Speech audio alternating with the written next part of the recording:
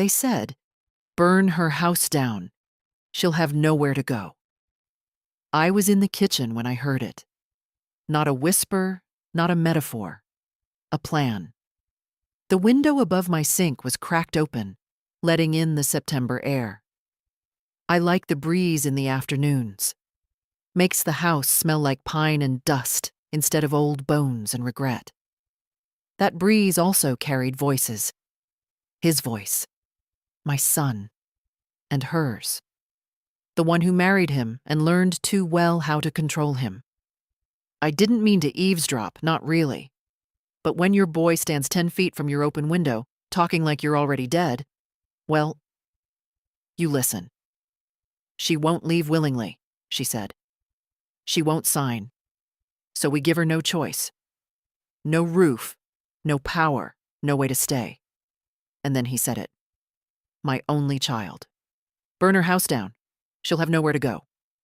I didn't move. Not right away. The ceramic mug in my hand was warm from the tea. Earl Grey with 2 sugars. I always drink it around 3. Always have. It's the only thing that never changes. I just stood there, staring into it, watching the steam curl up like it might spell out a reason why. But nothing came. That night, I didn't cry. I made myself a tuna melt instead. Sat in my recliner with the TV on low, some cooking show with pretty hands and white countertops. I didn't watch it. My mind was elsewhere, on papers tucked in a fireproof box under my bed, insurance documents, the deed, the last will I filed after Henry passed, every line written in my name. No co-owners, no co-signers, no one else, just me. They don't know that. They think I'm still the woman who calls the bank when her card doesn't work, who needs help printing emails, who forgets her online passwords and the names of modern actors. They think they're dealing with someone soft, frail, weak. They forget I built this house with Henry back in '72, with our hands. They forget I raised a boy on shift work and church potlucks. They forget I know how to hide things, real things. The next morning I pulled out the documents, spread them out on the table like a deck of cards. Some dated back to 1984, others as recent as last year. The latest insurance policy with full fire coverage and a rebuild clause they wouldn't think to read. It wasn't just anger I felt. It was something colder, heavier, a kind of betrayal that doesn't scream. It freezes. You don't yell when your own son plots to destroy what you built. You calculate. That afternoon, I went into town. Asked around, quiet-like, about contractors. Not ones to hire yet, ones I might need, just in case. I told them I was thinking of remodeling, if the Lord gives me a few more years. The men smiled politely. One gave me his card. They thought it was sweet. I kept the card in my wallet. I also bought a new fire extinguisher, not for defense, for optics, for the report later. I thought of everything.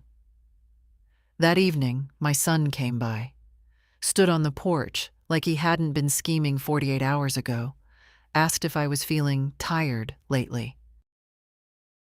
If the stairs were a bit much. Suggested a brochure he'd picked up from a lovely new care facility on the east side of town. I smiled, said I'd think about it. He doesn't know I already called the fire department just to check response times. Doesn't know I've replaced the batteries in all the smoke alarms. Doesn't know I'm ready. Let them come. Let them try. They think a fire would leave me with nothing. But what they don't know is that I've lived through worse than flames. And this time, the ashes will be mine, and so will the payout. Let them strike the match. I'll be holding the policy. He used to call me Mama, softly, with his head on my shoulder, after a bad dream or when his math homework made him cry. Even after he turned 13 and grew embarrassed of everything, even me. I still got Mama when he needed a ride or cash for gas. Now it's just Mom. Clipped. Flat. Like a role I've overstayed. He came by again the next evening. Same hour, same polite tone. Brought me a plastic container of soup. Store-bought, I could tell. Too much sodium, no real herbs. He set it on the counter like a peace offering and started his usual routine. Casual, almost kind. "How's the knee?" he asked, not looking at me. "Still mine," I said. "Still working." He didn't laugh, just smiled like I was making things difficult on purpose. "I just worry about you out here alone," he said, wandering the kitchen like he'd never stood in it 1,000 times. "It's a big property. Lot of upkeep." I nodded. "It's always been a big property." He leaned on the counter. "That's what I mean. It's too much for one person, especially at your age." There it was. The script. I could hear her in it. The woman he married. "I never call her my daughter-in-law. She's never earned the title." "You know what would be easier?" he continued, voice soft like a nurse with bad news. "If you moved somewhere more manageable, safer. We could help you pack. Help sell the place, get you into a what?" I asked, setting down my tea. He hesitated. "A facility." He said it like it was a favor, like he hadn't stood outside my window 2 nights ago and planned my erasure. I walked past him and opened the back door. Let the late sun fall over the porch, the garden, the line of trees beyond the fence. The air smelled like dry leaves and memory. "This house is all I have left," I said quietly. "Your father and I built it with no money and too much hope. We dug every post hole, painted every wall." "I know," he said, though he didn't. "No." I turned to face him. "You don't. You were 6 when we moved in. You don't remember your father breaking his back over that roofline, or how we took turns sleeping on the floor when the bedroom flooded that first winter." He looked away. "You don't remember the cold months," I continued, "when we burned sticks and newspapers because we couldn't afford oil, when we ate potatoes 6 nights a week and called it gourmet. Mom." "I am not your burden," I said. "I am your mother, and this house is mine." There was a moment of silence. The wind picked up a little, rustling the trees. "You're being emotional," he said. "We're just trying to help." I laughed, bitter and low. "You want to help? Tell your wife to stop setting up private meetings with developers. Tell her I know about the zoning inquiries, the mail you started intercepting, the bank calls I'm not supposed to hear." His face changed then, like a mask slipping. "I don't know what you're talking about," he said. "You do," I replied. He shifted in place, discomfort tightening his jaw. "I'm not signing anything," I added. "And if you think for 1 second that I'm confused or weak or ready to hand over the keys, think again." He moved toward the door. Not a word, just a silent retreat. When he reached the porch, I stopped him. "By the way," I said, "I took the liberty of checking with the county registrar. The deed is clean, no liens, no addendums, still solely in my name." He turned halfway, something bitter on his tongue. "And if anything happens to me," I added calmly, "I've already spoken with an attorney. Everything's been documented." His face fell, then hardened. "You're making this ugly." "No," I said, "I'm keeping it honest." He left without saying goodbye.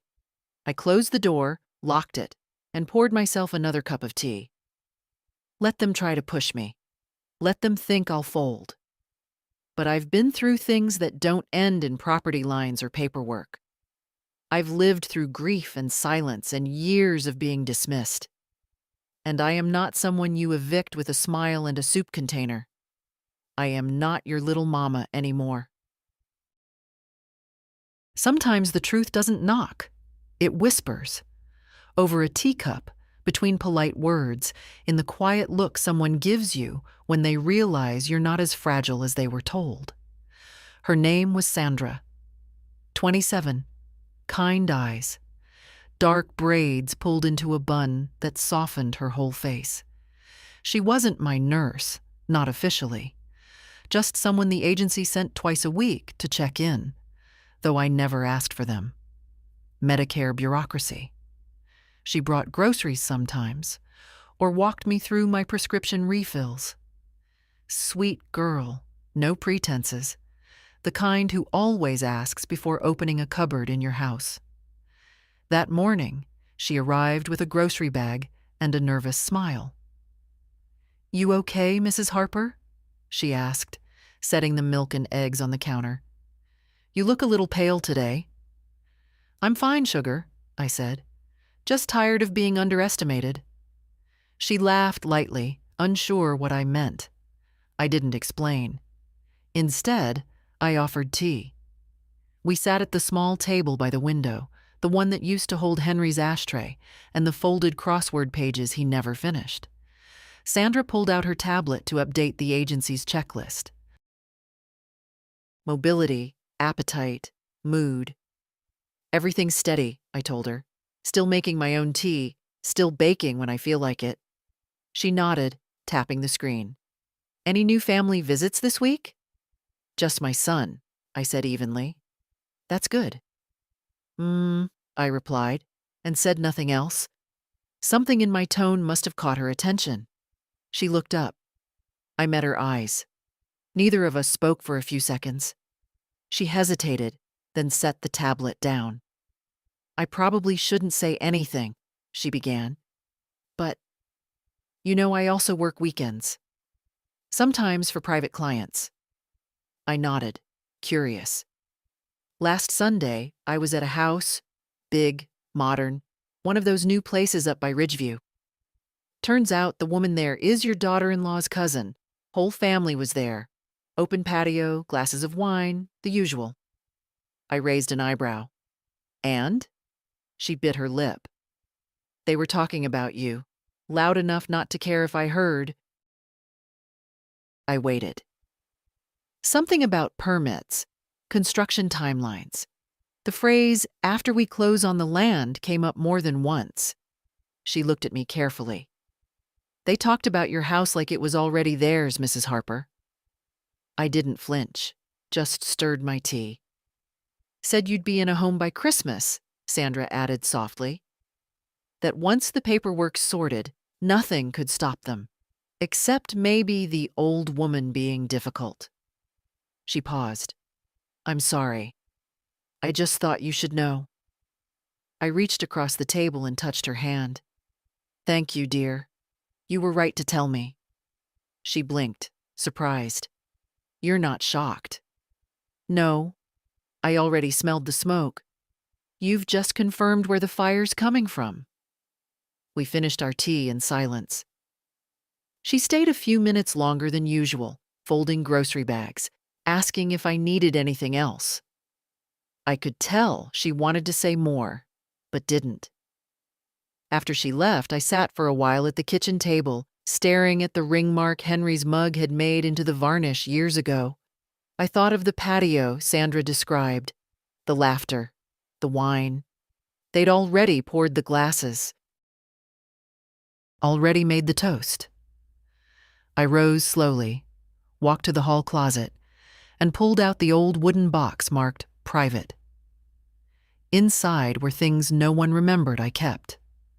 Copies of every tax payment, the land survey from 1971, the hand-drawn plans Henry made for the garage we never built, and beneath all that, two things: the updated insurance policy with my name, only mine, and the stamped legal letter from 6 months ago.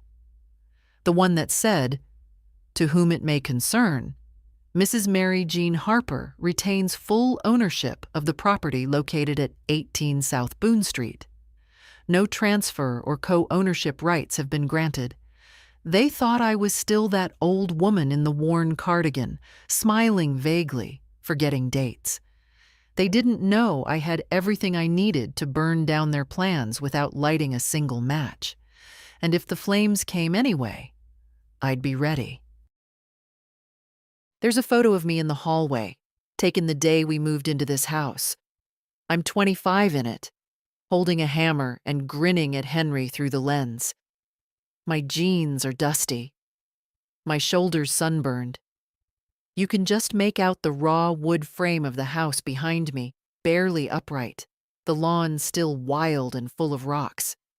We didn't have much, but we had land and belief. I passed that photo on the way to the bedroom that evening and stopped like I always do. Not to admire myself, those years are gone, but to remember who I was before they all forgot. Back then, I wasn't Mom or Grandma.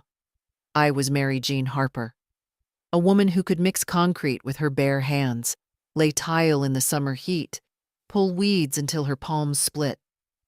The quiet type, yes, but not because I didn't have things to say, just because I didn't need to be loud to matter. That night, I sat on the edge of my bed and opened the box again. I pulled out every document, every receipt, and laid them out like a quilt across the comforter. A slow pattern began to form. Years of careful planning, deliberate choices, every detail signed and dated. They thought I was one of those mothers who signs whatever's put in front of her. They were wrong. The deed was clean. I'd checked it twice. The insurance policy ironclad, covering everything down to accidental damage and vandalism. The will had been updated in January, naming no one in my immediate family. Everything would pass to a charity I chose myself, one that built homes for women starting over. Let them threaten. Let them talk about retirement homes and paperwork. They didn't know half of what I'd done to prepare. I went to the attic the next morning, moving slow but steady. The air up there is always dry and smells like cardboard and heat. Henry's old military chest still sits under the rafters, full of things we said we'd deal with someday. I opened it, digging past uniforms and letters until I found what I came for. A lockbox, taped shut and labeled in Henry's blocky handwriting, "Do not throw out. Use if needed." Inside was a USB drive, a stack of old receipts, and a worn leather notebook. I brought it downstairs and opened it on the kitchen table. The notebook was Henry's. His last years had been quiet ones, full of slow thoughts and unfinished projects. But he'd written something on the very first page. "If you're reading this, something's gone wrong. Trust no one who treats you like a duty." My hands shook a little as I turned the page. Inside, records of our home improvements, sketches of the property lines, even a copy of the permit for the well we installed in '83. But what mattered most was the last entry, a note scribbled in his scrawl. "Keep the house. No matter what. They'll come for it when they think you're too tired to care." He'd seen it too, even back then. Maybe not the fire, but the erosion, the slow dismissals, the tone in their voices that changed when we stopped being useful and became inconvenient. By lunchtime, I'd packed a folder with everything: insurance, deed, survey maps, Henry's notebook. I took the folder to my lawyer, a quiet woman named Miss Travers who never smiled much, but always remembered the details. She didn't ask questions, just took the papers and nodded. "Have you been pressured?" she asked calmly. "Yes," I replied. "Do you feel threatened?" "Not yet," I said, "but I expect to." She looked me over, then stood and shook my hand with surprising strength. "We'll file copies of everything today," she said. "Digital and physical. And I'll notarize a letter of intent, just in case you need to prove you're of sound mind." I smiled for the first time in days. "Thank you." On the way home, I stopped by the grocery store, bought lemons, flour, and heavy cream. That night, I baked a pie. Why? Because sometimes the only way to keep your hands from turning into fists is to use them for something sweeter, something you control. And because a quiet woman doesn't mean a blind one, not in this house, not ever again. The man at the county clerk's office looked at me like I'd asked him to recite Shakespeare backward. You said you filed a copy of the title here, Mrs. Harper. Yes, I said, evenly. In 2007, after Henry died, I brought the original down myself. He frowned, tapping on his keyboard with the distracted air of someone who didn't expect to find anything. I stood at the counter in my clean blouse and my soft shoes, clutching my folder tight, not moving. Behind me, someone coughed. Another person rustled papers. The line didn't matter. I wasn't leaving without answers. He looked up. Nothing here? I mean, we have the lot number, the property tax records, but no scanned deed or title under your name. I blinked, slowly. What name is it under? He hesitated. That's the thing. It's blank. The record exists, but the owner field is empty. My stomach dropped, like I'd missed the bottom step in the dark. Can I see the file? I asked. He turned the screen toward me. It was true. The parcel was there, the tax history, the zoning code. But where it should have said Mary Jean Harper, there was just a gray line. Like someone had deleted it, or never typed it in at all. I don't understand, I murmured. It was here. I remember the visit. I remember the woman who notarized it. He nodded. Back then, we scanned things to disk before transferring them to digital. If it didn't get converted and the disk is corrupted, then it's gone, I said sharply. Temporarily, he added. We keep physical records in storage, but the turnaround time can be long. I leaned in, lowering my voice. How long? He shrugged. 2 weeks? Maybe 3? Depends on volume. 3 weeks. Long enough for someone with bad intentions to pretend I had no legal claim to the house. I left the office without saying goodbye. Outside, the sun was sharp and unfriendly. My shoes suddenly felt too tight. I drove home in silence. No radio. No thoughts loud enough to name. Just that sinking feeling. The kind you get when you sense something slipping out from under you and you don't know who's pulling. When I got to the house, I locked the door behind me, pulled the blinds, and opened my private file drawer. The copy I kept, my original title, notarized and signed, was exactly where I left it. Except it wasn't the original. I pulled the paper out, held it up to the light. Faint smudges along the signature line. No official seal, no raised stamp. Just a scan. A copy of the title. Not the real one. And in that moment, I knew. It had been taken. Not lost. Not misfiled. Removed. I sat down at the table slowly, my body suddenly heavier than I could carry. Someone had been in this house. Not the nurse. Not the mailman. No one who would understand what to look for. Someone with a key. Or someone who knew where I kept the spare. My son. Or his wife. The thought didn't feel like betrayal. It felt like confirmation. Like watching a slow leak finally turn into a flood. I made myself a cup of tea, hands steady even as my breath faltered. I would call Miss Travers first thing in the morning. We'd file an affidavit of ownership. Attach it to the property record manually. I'd submit copies to the insurance company, the bank, and every utility account tied to this address. And then I'd change the locks. All of them. Including the one on the back porch.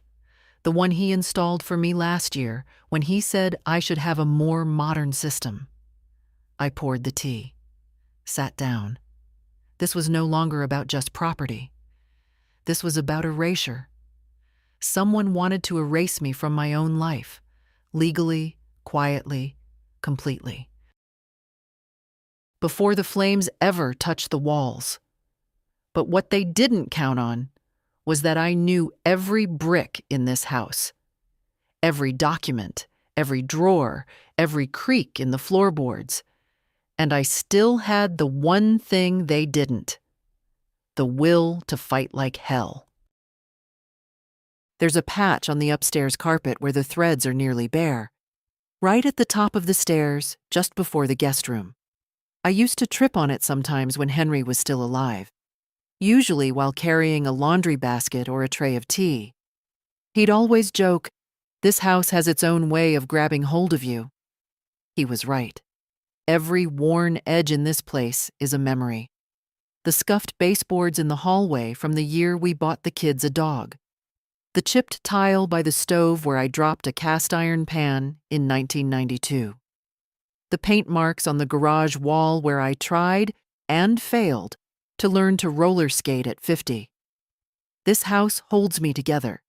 So if they think they can just sweep me out like dust, they're going to find out how sharp an old woman's memory really is. That morning, I arrived at the county records office again, this time with copies of every document I owned and one very important phone number in my wallet. Miss Travers had warned me, "They'll stall, they'll pretend to help, they'll act like your paperwork is the problem. But the law is on your side," she said. "You've just got to make them see it that way." I stepped up to the same window, a different clerk now, younger, with short red hair and nails too long to type fast. "I'm here about parcel 41B, I said. "Ownership record." She blinked. "You were just here a few days ago." "Yes," I said. "And since then, I've filed an affidavit of ownership, a digital backup of the title, and this," I slid the letter across the counter, "is a legal notice of pending fraudulent claim." Her expression changed. Not scared, but alert. She read the letter, lips moving slightly. "You're accusing someone of—" "I'm not accusing," I interrupted. "I'm stating. If you check the request logs tied to my property, you'll find an inquiry filed under my son's name. He doesn't live here. He's not on the deed. He's not authorized to access or change anything." She hesitated, then typed something into her terminal. Sure enough, there it was. A flagged request for title transfer documentation, filed 2 weeks ago by someone who listed himself as acting representative. I could feel my pulse in my ears, but I stayed still. "Thank you," I said. "Now I need a certified correction filed today, and I'd like to schedule a meeting with your supervisor." The woman swallowed. "We don't normally—" "This isn't normal," I said. "This is theft." An hour later, I walked out with stamped papers in hand. A hard copy went to Miss Travers, another to the bank. The last I slipped into my safe, wrapped in Henry's old bandana, the blue one he used when we painted the nursery all those years ago. That afternoon, I called a locksmith, told him I needed every lock replaced. He came by just before sunset. Young man, smelled like cigarettes and sawdust, polite enough to take his shoes off inside. "Someone try to break in?" he asked. "No," I said, watching him work. "Someone tried to disappear me." He chuckled like it was a joke. I didn't laugh. When he left, I stood in the foyer, listening to the click of the new deadbolt. Then I walked to the kitchen, pulled the chair out, and sat down with my tea. I wasn't just preparing anymore. I was reclaiming. Let them try to gaslight me, to fake my signature, to scrub my name from the map. They'll find that what's worn is not broken. What's old is not blind, and what's quiet is not weak. They forgot who taught them how to stand up in the first place. Well, I remember. He brought her this time. Not to say hello, not to make peace. They came like salesmen do, shoulders forward, smiles just shy of sincere, carrying a tray of bakery cookies. Like that would soften what they were really here for. She wore that beige cardigan she always does when she wants to look harmless. It doesn't suit her. Too soft for a woman who sharpens her kindness like a knife. He stood beside her, silent, letting her speak first, like he always does. "Mary Jean," she said, laying the cookies on my table without asking. "We thought we'd drop by and check on you. You've been on our minds." I smiled, very small. "Have I?" Her tone shifted just a hair. "Of course. We've all been under a lot of stress lately. It's not good for your health." I poured tea, Earl Grey as usual. 1 sugar in hers, no lemon. She hates sour things. She didn't notice I hadn't taken a cup for myself. My son stood behind her, hands folded like he was in church, eyes on the floor. "So," she continued, adjusting her sleeve with unnecessary care, "we wanted to talk to you about your living situation." I said nothing. She took that as permission. "You know, the market's at a peak. Developers are paying top dollar for land out here. I heard from a friend. One of their scouts came by recently, asked about the lot, said it was prime for subdivision." My hands were folded on the table, still. Old hands, soft at the edges, but not shaking. "We just think," she went on, "that it might be time. This place is full of memories, yes, but memories don't patch roofs or shovel driveways. You deserve something easier, something warmer, a place with a little community, don't you think?" Still, I said nothing. She reached into her bag and pulled out a folder.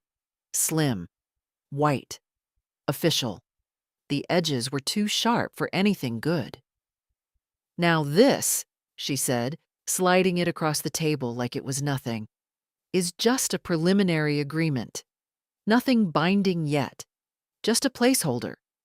It would allow us to handle the sale for you, and in return, you'd receive a generous share, enough to live comfortably. We've already spoken with a few people." "Who's we?" I asked, my voice dry. She hesitated, then gestured toward my son. "He's been trying to find the right time to bring it up." I turned to look at him. "Have you?"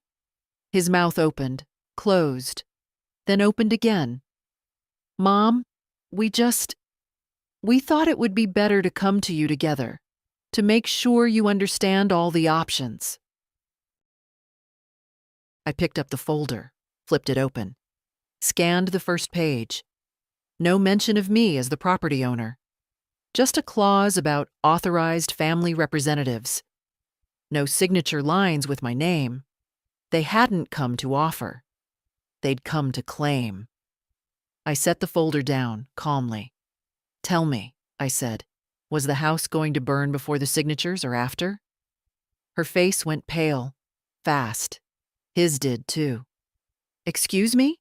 she asked, voice suddenly thin. "I heard you," I said. "Outside my kitchen window, the night you thought I'd gone to bed early. Burn her house down. She'll have nowhere to go." He stepped forward. "Mom, that was—" "I'm not finished," I said, my voice quiet but hard enough to stop him. "I've recorded every meeting since, filed a letter of ownership, changed the locks, informed the police, and now you sit here, feeding me threats in a porcelain cup, and think I'll mistake it for concern." She stood, face twisting. "You're being unreasonable." "No," I replied, "I'm being precise." "You're ruining everything," she snapped. "This could have been simple, dignified." "No," I said again. "It would have been theft, disguised in pleasantries." They stood there, stunned. "I'd like you to leave now," I said, rising slowly. My knees ached, but I stood taller than either of them. My son looked at me, truly looked, and for a moment I saw it. The shame, the fear, the flicker of the boy he used to be. But he turned, walked out without another word.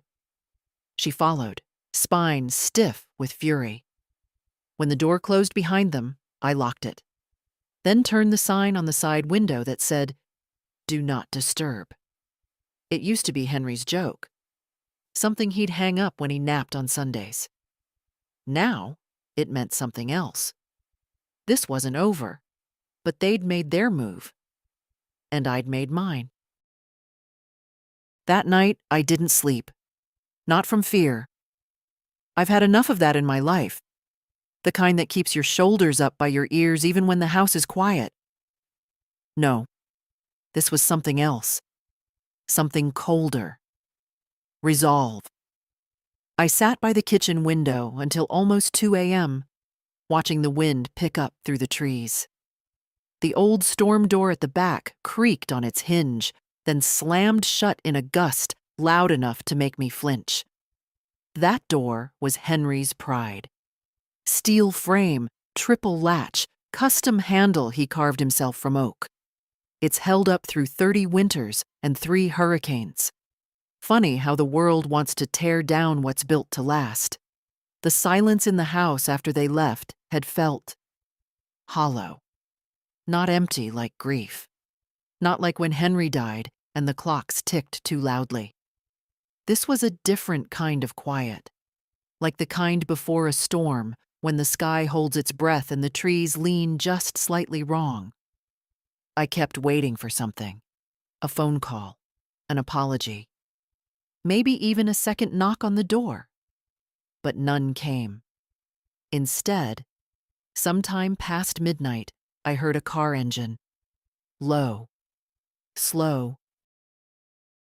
I stood without thinking, crossed to the front window, and pulled the curtain back just enough. It was my son's truck. Not parked, just idling across the street with its lights off. He didn't get out. He just sat there, watching the house. My breath caught in my chest, not from panic, but from the sheer absurdity of it. My own flesh and blood lurking like a burglar outside the home I raised him in. Did he think I wouldn't notice? That the dark would make him invisible? Or was he just checking, making sure the lights were off? That I was asleep? Vulnerable? I flipped the porch light on, bright as a bullet, direct as a warning. The truck drove off within seconds. I didn't sleep after that. In the morning, I made 2 phone calls. The first to the sheriff's office. A quiet word with a deputy I've known since he was a boy. I told him about the threats, about the forged documents, about the strange behavior. He asked if I wanted to file a report. Not yet, I said, but I want it noted, logged, in case something happens.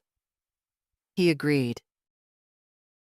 The second call was to a friend of Henry's, a man named Walt, who installs cameras for a living now, mostly barns and workshops out in the county. He didn't ask questions, just said, "I can be there before lunch."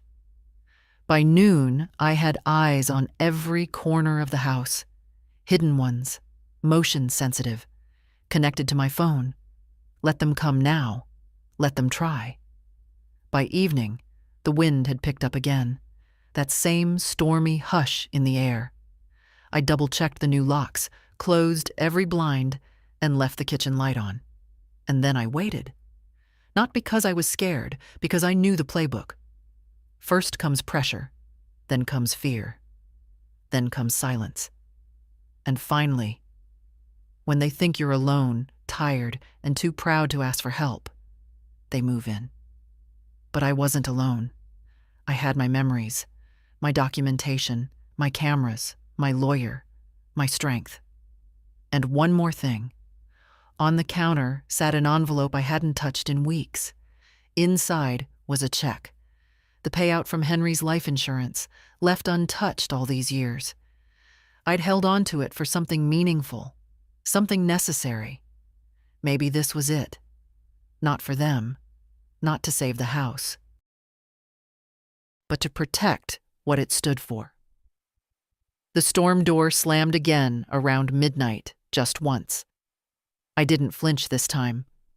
I stood, walked to the window, and looked out at the dark. I may not be young, I may not be fast, but I am awake, and they will not take this from me. It started with the smell, not strong, just enough to prick the back of my throat, like a match struck in the next room or someone burning toast a few houses down. But this wasn't toast. I was in the living room when I noticed it. The clock read 2:17 a.m. First came the smell, then the pop. A small, sharp crack, like dry wood snapping, then silence. I moved slowly, the way you do when your body remembers more danger than your mind is ready to name. I grabbed the flashlight from the drawer, turned off the lamp, walked to the back of the house in my slippers. The porch light was still on. The kitchen looked normal, until I opened the back door and saw the smoke curling up from under the wooden steps. Thin, white, fresh. No flames yet, but enough to know it wasn't natural, enough to know it was deliberate.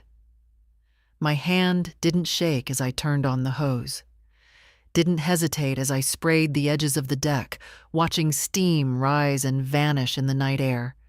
There was no gasoline, no accelerant smell, nothing that would burn quick or bright. They weren't trying to torch the place. They were trying to send a message.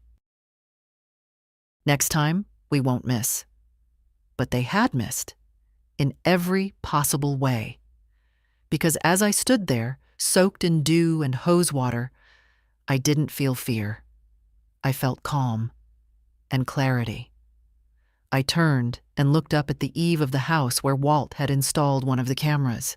The red light blinked once, then again, recording. When the deputy arrived 20 minutes later, I was already dry, already changed into clean clothes, already waiting at the table with a printed copy of the footage. He looked tired, young, the way they all seem lately. "Thank you for coming," I said, handing him the USB. "What's this?" "Footage from my security system. Someone came onto my property. Started a slow burn fire under the porch. Didn't get far." He frowned. "Did you see anyone?" "No, but the camera did." He sat down at my table, inserted the USB into his tablet. I watched his face change as the video played. There it was, the shadowy figure, hooded, walking with purpose, glancing over their shoulder, then crouching, then lighting something, holding it for too long, like they didn't know how to work a lighter properly. Teenager, maybe, or someone nervous. But when they turned to leave, the camera caught just enough of the profile to make a guess. A man, average build, familiar gait. He paused by the fence gate, looked back once, then vanished. The deputy exhaled. "You think you know who it is?" "I think I've raised someone foolish enough to think I'd never fight back." He gave me a long look. "Do you want to press charges?" "Not yet," I said. "But I want it documented, and I want protection." He nodded. "I can assign drive-bys, and I'll file the report. But you should know, proving intent isn't the point," I interrupted. "The point is to let them know I'm not alone." He took the USB, wrote down his number, promised to keep me updated. When he left, I stood in the doorway and watched the street. Not for the shadow, not for the truck, but for the idea that someone thought I could be frightened into surrender. Let them whisper. Let them threaten. Let them light matches under moonlight. I have footage. I have insurance. I have fireproof boxes and copies in 3 places. And more than that, I have nothing left to lose. That makes a woman like me very dangerous. The smoke didn't enter the house. Not one wall was scorched. But something in me, something old and patient, had finally caught fire. They wanted to make a statement? So did I. I didn't sleep the rest of the night. When the light finally came, soft and gray through the front window, I was already dressed, cardigan on, folder in hand, tea made and left untouched on the counter. I didn't need caffeine. I needed action. At 8:01 a.m., I called my insurance agent. Not the automated line, not the help desk. I called Martha Green, the woman who's handled this property's policy for 16 years.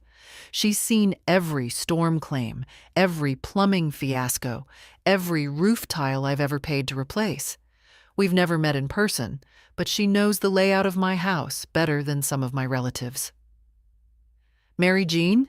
she answered, her voice crisp as ever. "Everything okay?" "There was an incident," I said. "No damage, just intent." She went quiet. "Someone set a fire," I continued. "Small, under the porch. I caught it fast. Didn't even need the extinguisher. But I filed a police report, and I wanted it noted with you." She didn't ask if I was okay. Martha's not that kind of woman. She asked for the report number and timestamp. When I finished giving it to her, she paused again.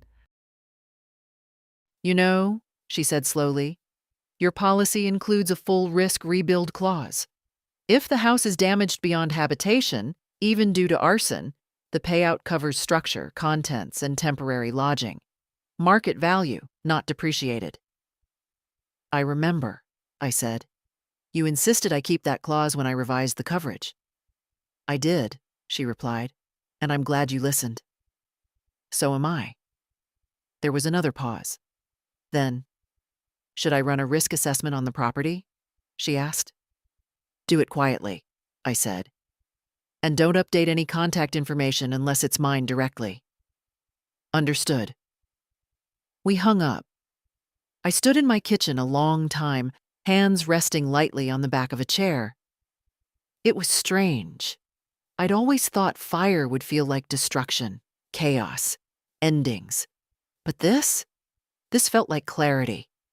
They'd made their move, and I'd made mine.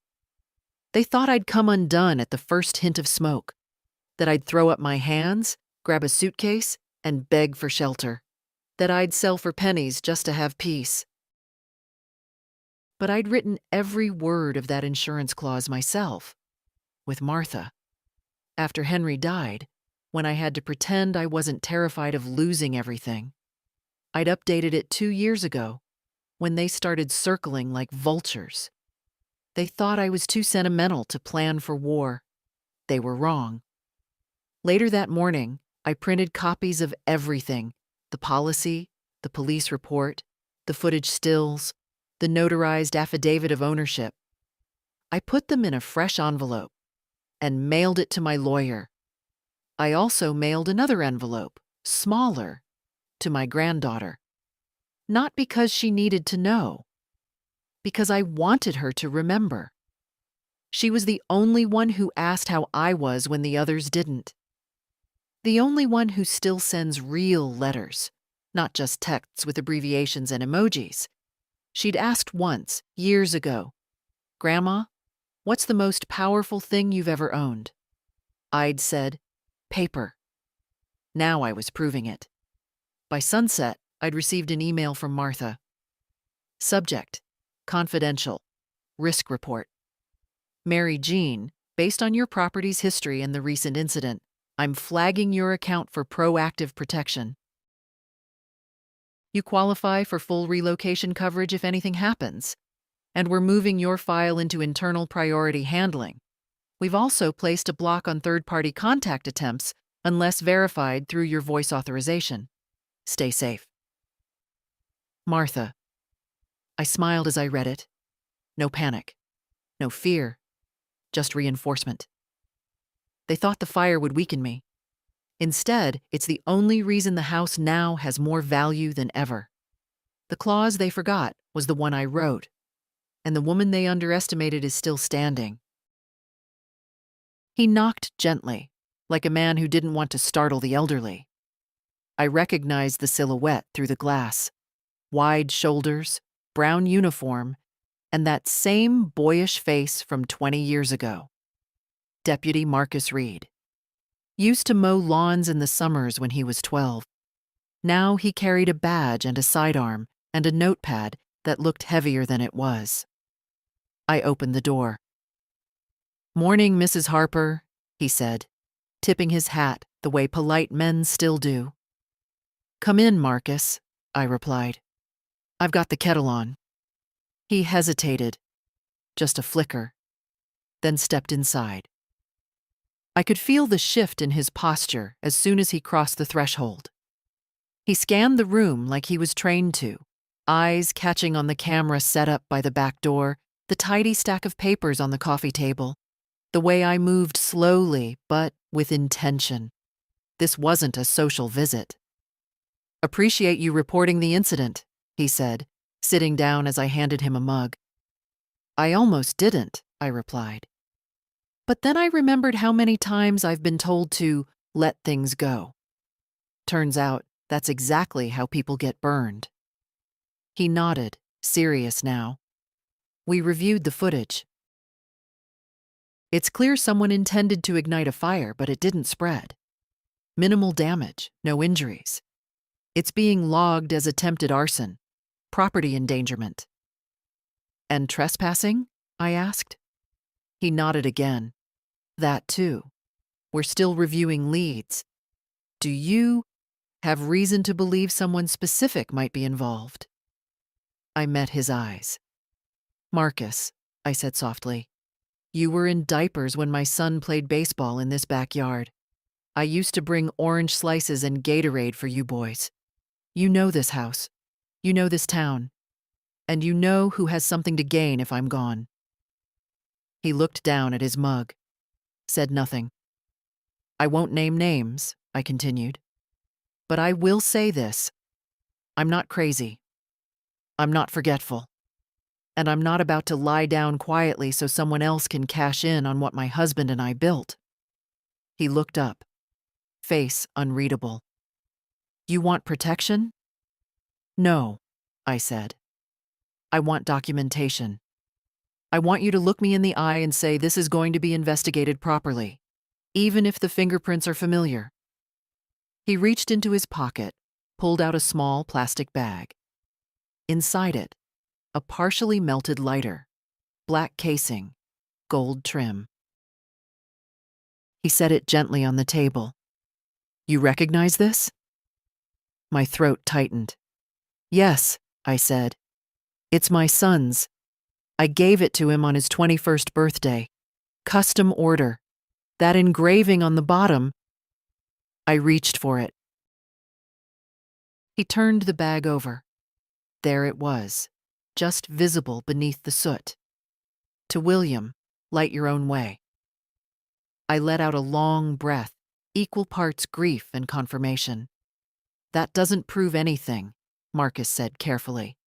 "It could have been lost, borrowed, planted, but it's significant." "It's enough," I said. "For me." He hesitated. "Do you want to press charges?" "Not yet. But I want it filed." He wrote something in his notebook. The scratch of the pen sounded like thunder in the quiet room. When he stood to leave, he paused at the door. "You're not what people expect," he said quietly. I smiled. "That's the last advantage I have." He tipped his hat again and left. I locked the door, poured the rest of the tea down the sink. Then I walked into the study, opened Henry's old desk drawer, and pulled out the leather envelope I hadn't touched in years. Inside was a letter he wrote me the winter before he passed. His handwriting shaky, but still strong. "Mary Jean, if you're reading this, it means something's gone wrong. I know you'll try to solve it with grace because that's who you are. But if they push back. You've always been more than they see. Love, H." I sat down, letter in hand, heart steady. They'd set fire to my porch. But I had fuel of my own, years of it, quiet, patient, waiting. And now the law knew it too. They didn't come back, not for a few days. Maybe they were waiting to see if I'd buckle, if the fire, the folder, the police visit would shake me loose, that I'd retreat into some facility and leave the land like a discarded coat. But I didn't retreat. I baked. Lemon bars this time, from scratch with real zest and not too much sugar. I placed a small plate of them on the porch rail, just under the security camera. That wasn't an accident. Nothing I did now was. By noon, I had 3 phone calls from neighbors I hadn't heard from in years. The first was Betty, who once sat beside me in the choir. She said she'd heard something and wanted to check in. The second was Mildred, a widow like me, sharp as a sewing needle and twice as fast. The third was Teresa. I hadn't spoken to her since the church fundraiser when she'd dropped a pie and blamed the Lord's will. All 3 said the same thing in different ways. "We heard you're being pressured." I didn't ask how they knew. News moves through a town like this without needing legs. Each of them offered something: support, information, a contact. But it was Teresa who said the words that mattered most. "You're not the only one it's happened to," she whispered, like we were still in pews. "They've done this before. Your son and that wife of his, not with fires, but with pressure, with tricks. Made an old man sign away his trailer park spot, said it was for estate simplification. 3 months later, they flipped the lot to a developer." My stomach didn't drop. Not this time. Now I just filed it. Another piece of a puzzle they thought no one else was putting together. By evening, 2 more women showed up with casseroles. They didn't say they were checking on me, but I noticed how their eyes darted to the porch, the locks, the cameras. Then one of them, June, a retired schoolteacher, leaned in close as I opened the door. "You need a lawyer who's not just a lawyer," she said. "You need someone who knows women like us. I've got a name." I thanked her. She scribbled it on the back of a recipe card and left with barely a goodbye. That night, I called Miss Travers and told her about the casserole brigade. "They're rallying," I said, not without surprise. "Of course they are," she replied. "You're not the only woman in this town they've tried to erase. But you might be the first to make them regret it." I liked that. The next morning, I met with the woman June recommended. Her office was just outside town, in an old farmhouse turned firm. Her name was Delia Monroe. Silver hair, straight spine, voice like gravel dipped in honey. I gave her everything: the documents, the footage, the insurance clause, the lighter with the engraving, the pattern of intimidation, the notarized affidavits, the bank notifications. She read in silence. Then she looked at me and said, "This is enough." "For court?" I asked. "For blood," she said. "But we'll start with court." Her confidence wasn't flashy. It was earned. I left with a file in my hand and a fire in my ribs. Let them think I'm old. Let them think I'm soft. What I am is done waiting. What I am is prepared. And when the court date comes, I won't come as a victim. I'll come as the woman who built this house, slept beside her husband in it for 4 decades, buried him under the pine tree in the backyard, and still wakes up every morning knowing exactly who she is. They want to reduce me to a problem? They're about to meet the solution.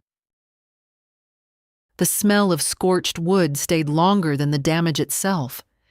Even after the porch boards were replaced, after the soot was scrubbed away and the insurance check cleared, I could still catch it sometimes.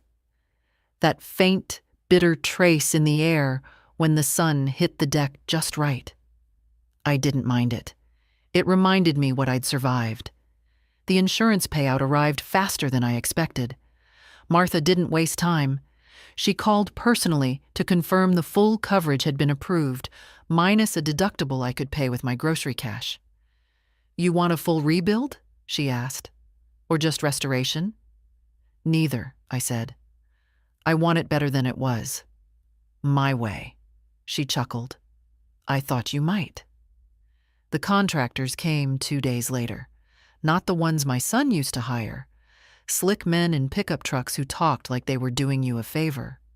No, these were neighbors, friends of friends.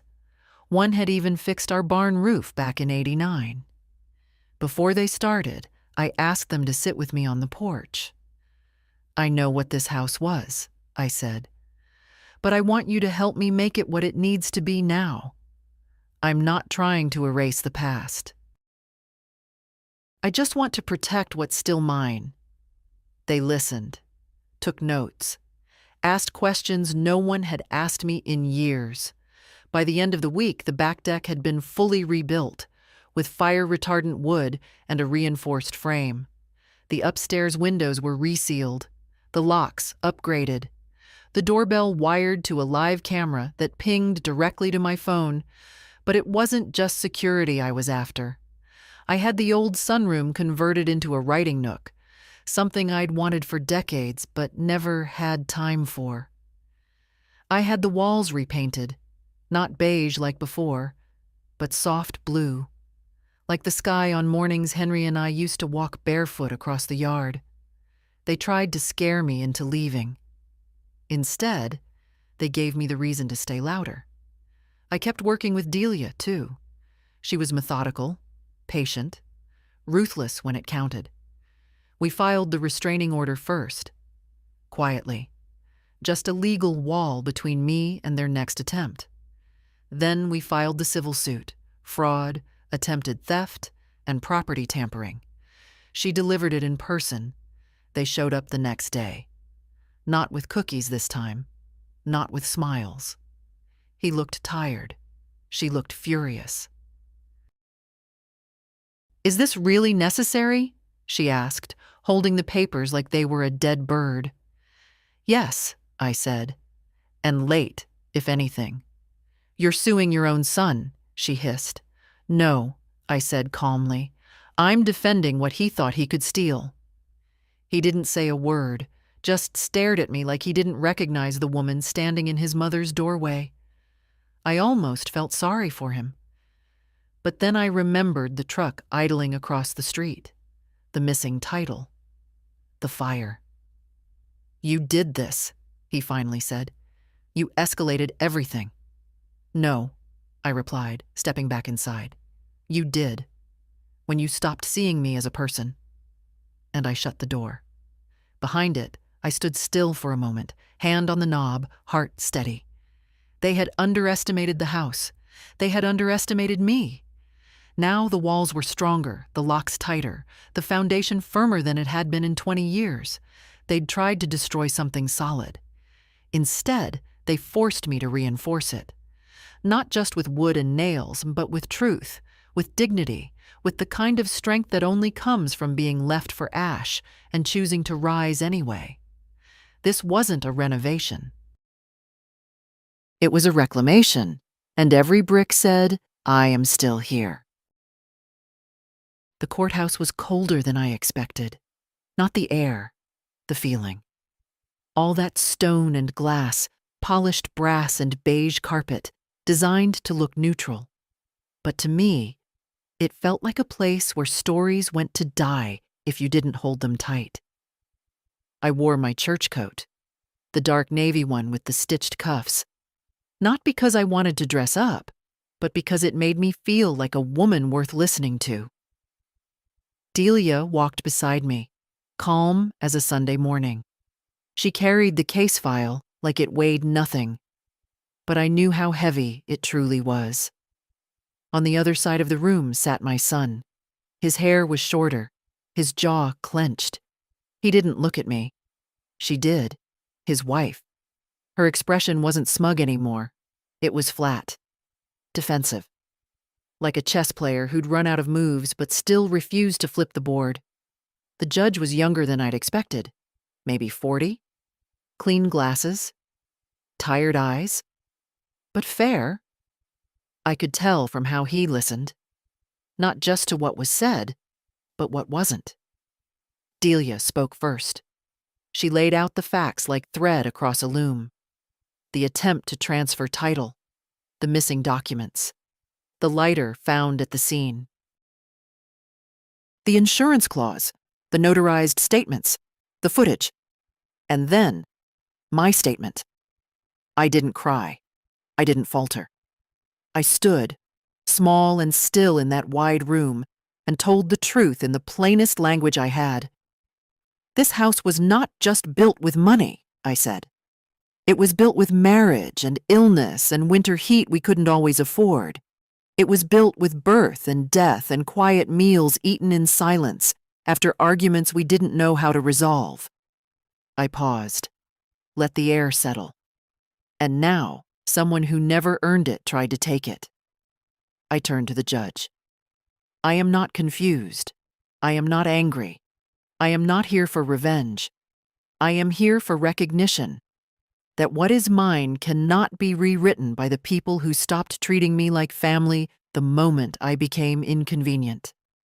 No one spoke, not even the wife. When I sat down, Delia reached over and squeezed my hand. It didn't take long. The judge ruled in my favor. Restraining order upheld. Property confirmed. Civil penalties applied. They didn't fight it. Not really.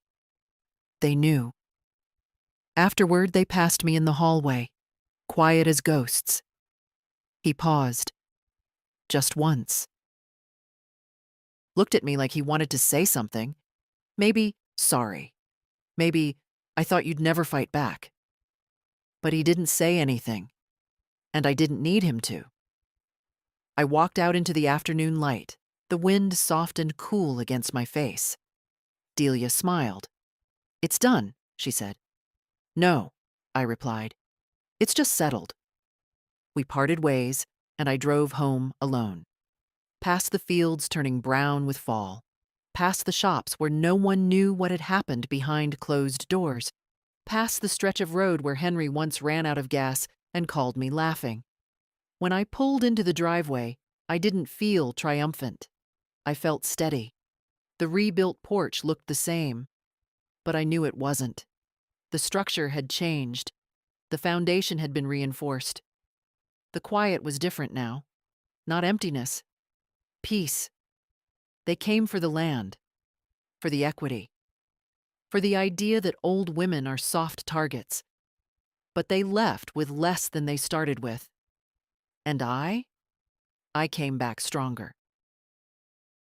I don't open all the curtains in the morning anymore, not because I'm hiding, because I choose which windows let in the light.